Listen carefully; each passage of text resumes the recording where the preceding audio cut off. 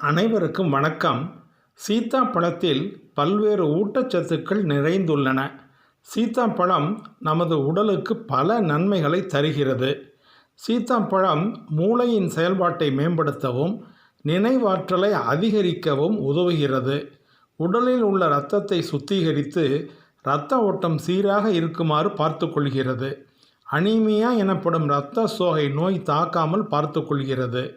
உடலில் உள்ள கெட்ட கொழுப்பின் அளவை குறைத்து நல்ல கொழுப்பின் அளவை அதிகரிக்கிறது.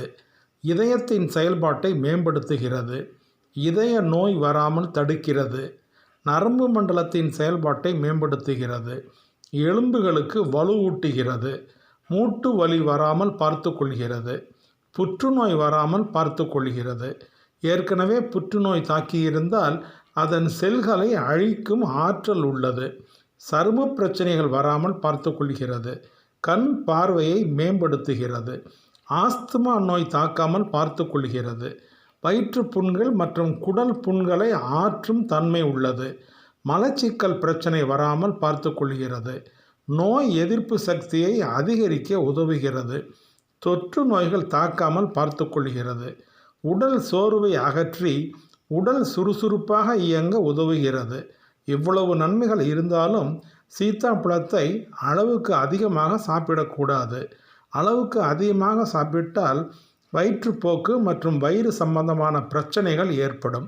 குடல் சம்பந்தமான பிரச்சனைகள் ஏற்படலாம். சிலருக்கு அலர்ஜி எனப்படும் ஒவ்வாமை பிரச்சனை ஏற்படும். நீரிழிவு நோயாளிகள் சீத்தாப்பழம் சாப்பிடுவதை தவிர்ப்பது நல்லது. எனவே உடலில் பிரச்சனை உள்ளவர்கள் மருத்துவரை அணுகி அவரது ஆலோசனையின் பேரில் சீத்தாப்பழத்தை சாப்பிடலாம்.